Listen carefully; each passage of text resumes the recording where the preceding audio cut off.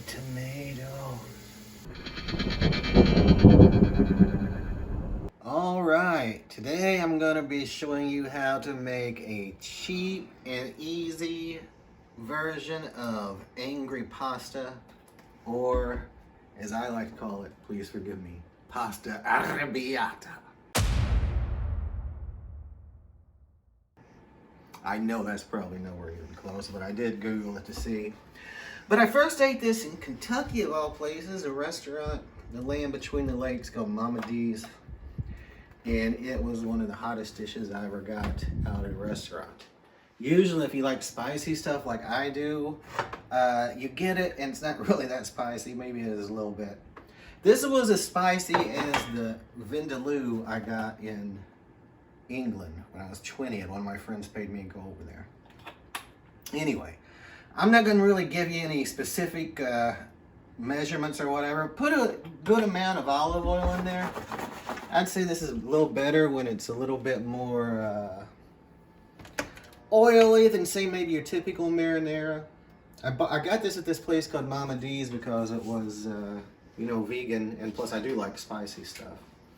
And I already had a pretty good Italian game because I have a friend, last name of Graziano, gave me his marinara sauce, or his grandma's recipe years ago, and so it's changed so much over the years. It's not quite like that one anymore, but he gave me a good basis. I think I figured this out. This is the cheap version. Over the summer, I'd use basil or peppers or whatever from the garden. Well, if you've been in a grocery store, you know that right now out there it's not cheap. So I didn't buy a bunch of fresh stuff at the grocery store. We've got the old-fashioned stuff here, which I'll explain when we get there. And some canned tomatoes. I like to use the whole tomatoes mostly for this one, and then a little tomato paste, or some diced tomatoes. You can do what you want. The pasta, I usually use penne, is that what it is, Myra? I think it's penne. Penne. But whatever, they didn't have that. They were out of almost a bunch of pasta, so I just got some rigatoni. I do have some peeled garlic because I'm not an animal, right? I mean, gotta have fresh peeled garlic. So when this oil heats up, I'm gonna show you how much pepper to put in there. I found out by accident one day because I put some pepper in there and then got distracted and it kind of roasted a little bit. Gives a super good flavor. So once it's nice and hot, I'll put some pepper in there. We'll roast it and be back in a bit. Alright, so the olive oil's nice and hot, and we're going to add the crushed red pepper flakes. Again, if you got fresh peppers out in the garden, something that's great, but it's winter here, and in bulk it is. So look, we're going to use about 3 cans of tomatoes here, and then a little bit of tomato paste at the end. There's our noodles. Going to put in about a grown man's handful of red pepper flakes.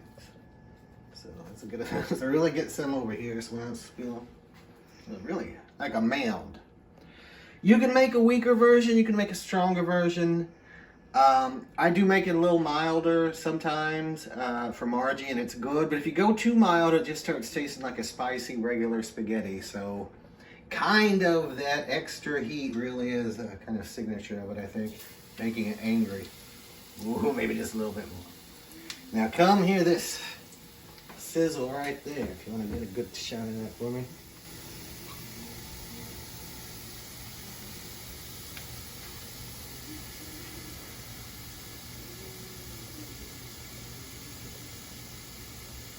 Just let that go on until you hear him say, I'm ready. I'm ready for the tomato. Which will be a minute, so we'll be back in a second. About 30 seconds. Normally I add fennel seed, and I'll throw some of that in early too while it's cooking here to kind of get that to crackling. But I forgot to get it. If you've never added fennel seed to your Italian cooking, to your marinara sauces especially, give it a try and see what you think. A little bit might go a long way, but it gives it a little underlayer of flavor I really like. It's really good. It finishes up an Italian dish, I believe. All right, you want to come get a look at these? You can kind of see they're roasted there, maybe. I might have put a little too much olive oil this time. We'll see. Maybe there ain't no such thing.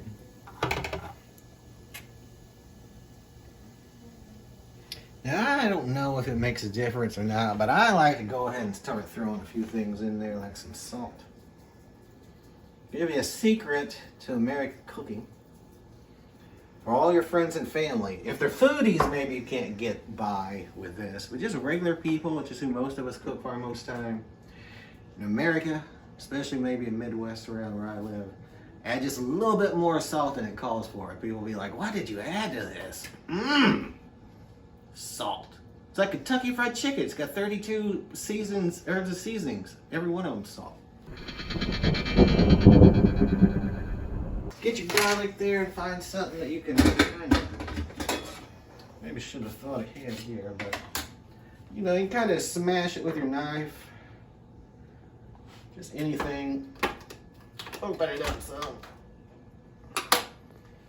I don't peel it myself. I got the arthritis. It's super hard, so I do have to get it pre-peeled if I'm that way. Oh yeah, listen. Can I get a shot of that? Okay. Ooh, dangerous. Okay. Now you know that it is, again, we're just going to eye it on this, but you know it's Italian, so you got to have your basil and oregano. I got some onion powder. Sometimes I will chop up an onion and throw it in there too. Early on, let it get soft in kind of little pieces so it's not too aversive for people who don't like the texture. And then I throw in a little bit of Italian seasoning. I know there are going to be some cooks out there going to be like, what are you doing throwing in a big bottle of great value Italian seasoning into what's supposed to be a delicious Italian meal? Well, when I was a kid, and here's how it went around in the Midwest and such for latchkey kids, you know, my mom would make a big pot of goulash, head to work, I'd come home and eat it, reeked of that old Italian seasoning, but I had just some enough in there to give you a little undertone, because it's hard to copy the taste of a good old bottle of generic Italian seasoning, frankly. And I like it. I think a lot of people like it. It's got a unique flavor and smell, so I put it in there. Here, here. If you don't like it, I don't know what to tell you. All right. Nice and roasted. Let's start cooling this off some. Put it down up there. Now we can just kind of start adding in our tomatoes, however you got them, whole, diced, whatever. I don't like to use sauce for this one. I do for like maybe regular up straight up spaghetti or something, but for this I like the whole tomatoes and then some tomato paste at the end. But really good on that. Oh yeah, that's too good. Look, we'll be back.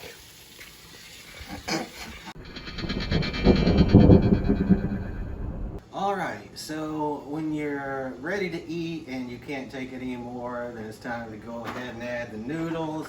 I got these. I usually get penne, as Margie told me it's pronounced, but I get whatever food giant down the street's got, honestly. So like the kind of tomatoes I had, I usually like to get whole tomatoes, but the brand or whatever, there's some I like better than others, but use what you like. I just, whatever they've got in stock, and it hasn't been a lot lately, so. Anyway, dump that in there. You know, there's some salt in there. Go ahead and give it a stir so it doesn't stick. Yeah, you can use the same spoon. How dirty? Up another spoon. Ruby can't wait. Anyway, all right, come have a look at these tomatoes. Ruby. You can kind of simmer or reduce these down all day if you want and get them more and more saucy. I'm not going to add any meat or anything to that, so I kind of like to have a little bit of chunkiness left in my tomatoes, but I am going to add just a little bit of tomato paste here. Like, don't go overboard even for a big thing like that, you know. You don't want to be too thick. Gonna add a little bit of sugar. Pizza, lasagna. I like a more sugary sauce. For this, you know, not sugary, but a little sweeter. This, I try to take it pretty easy. A little bit in there, stir it around.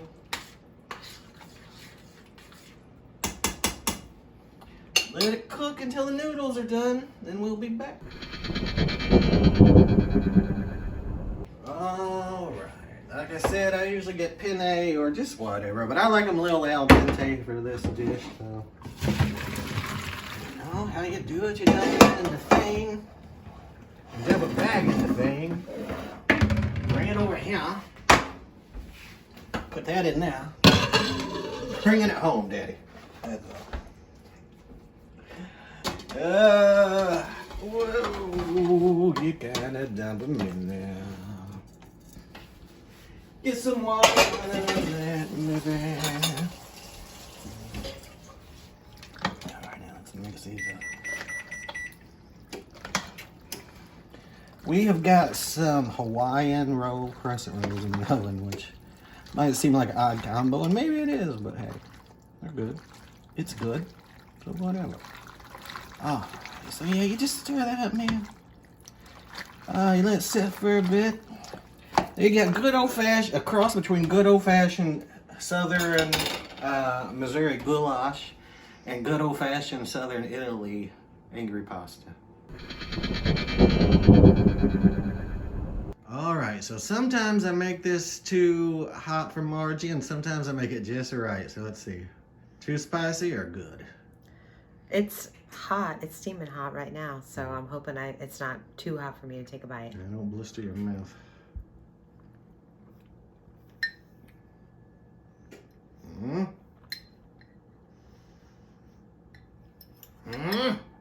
I think it's just right. All right. I think it's hanging in there. I know that. Intensifying a little bit at the end, but I think it's perfect. Can you taste the roastedness?